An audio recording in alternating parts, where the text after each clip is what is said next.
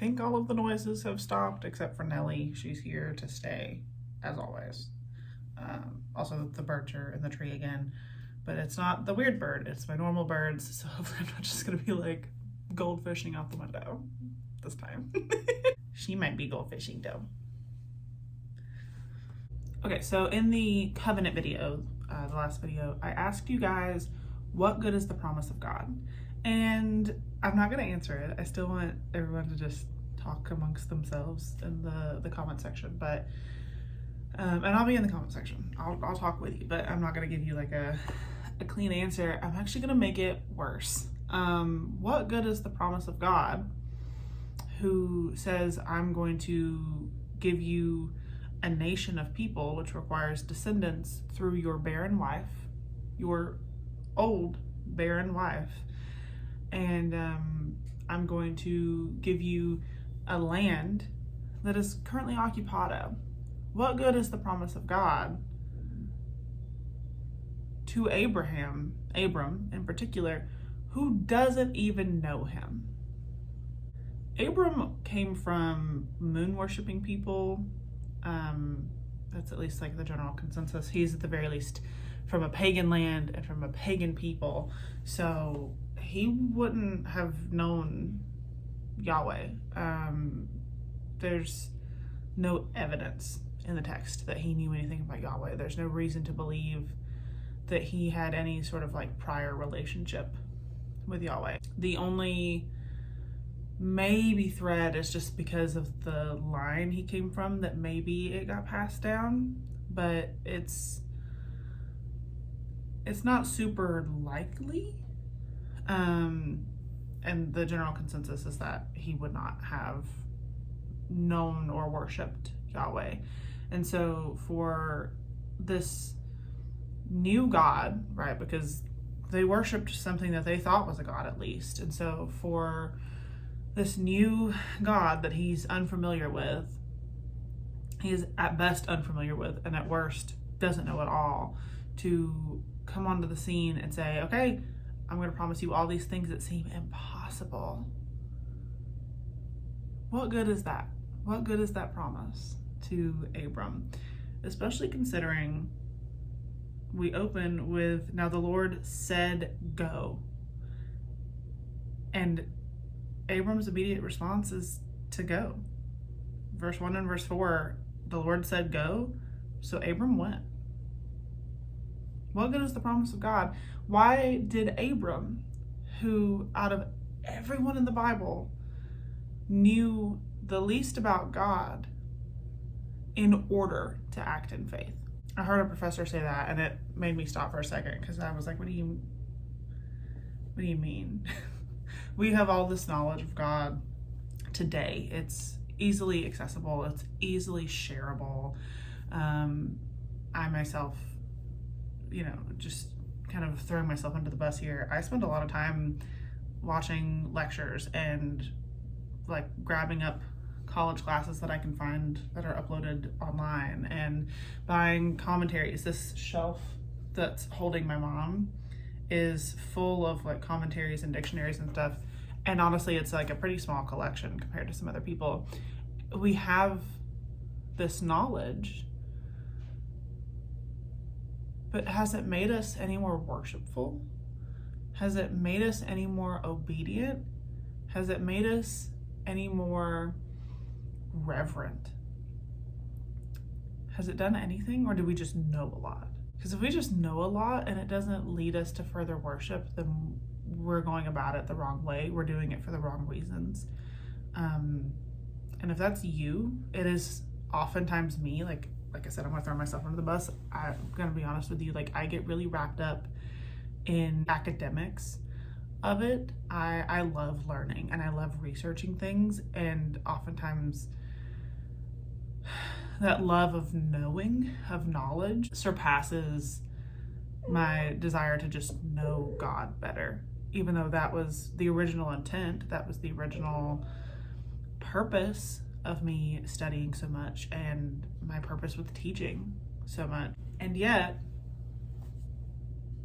a good intention does not mean that that's what's still happening. And so I have to check myself pretty often to make sure that I'm not just gobbling up information to be gobbling it up. If I don't learn something about God in a text and it doesn't lead me to worship, it doesn't lead me to reverence, it does not lead me to obedience, and it should not just be one of those things, it should be all of the above, I'm doing something wrong. And so I want to, with that in mind, remind and encourage all of you watching to check yourself every once in a while, especially because just here, like with the Patreon alone, we are really sinking our teeth into Genesis, and we've learned quite a bit. And I don't want to be, what are we, like 15 videos deep into Genesis, and at this point we just know a lot about the ancient Near East, or we know a lot about literature, and we don't worship God in response. We don't see redemption and grace and mercy and fall to our knees. I want that to be numero uno. We had essentially a Bible study at church last night, and the first passage that we looked at was Genesis 1 and 2. So the beginning of the beginning. Just really gotta trample because the birds are back. It says, in the beginning God created the heavens and the earth.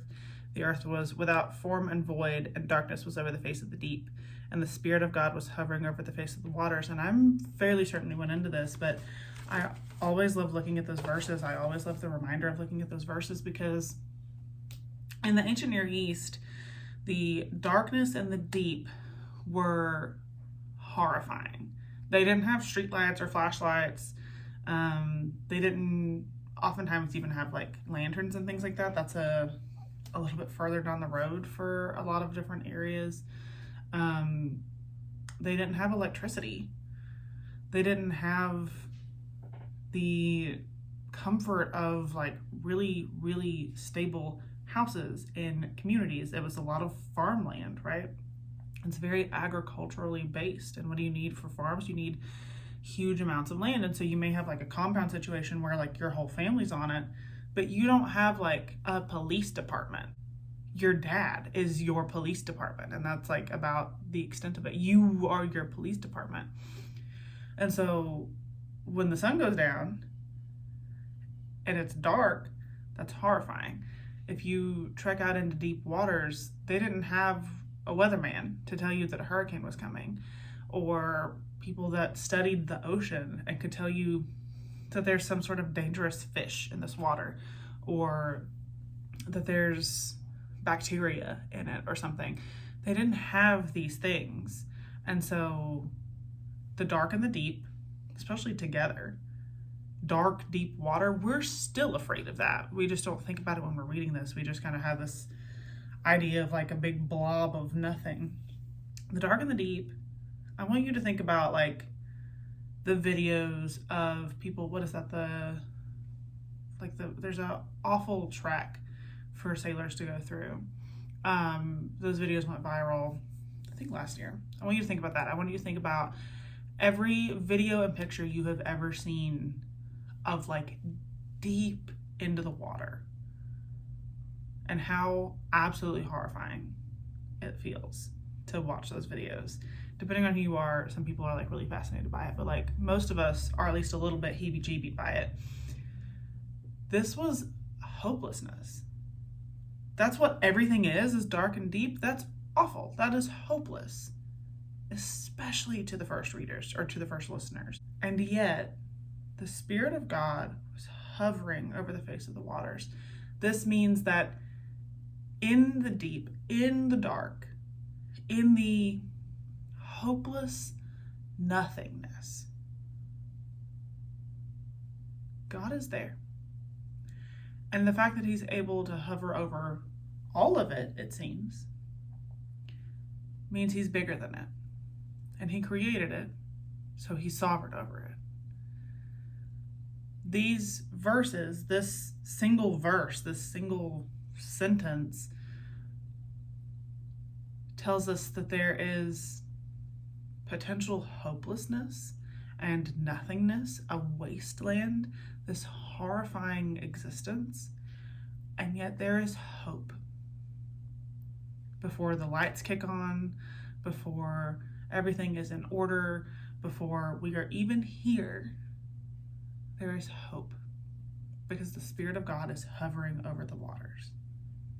And that should kind of remind you of the gospel, because even in the darkest of times, Christ has come, and therefore there is hope. This knowledge of how the ancient Near Eastern people would have viewed the dark and the deep should not just be a view on how the ancient Near Eastern people would have viewed the dark and the deep. It should be a reminder that where there is nothing, there is still God. And He is sovereign, and He is good, and He has a plan. We keep reading, and He sets all of this chaos and disorder and hopelessness into order.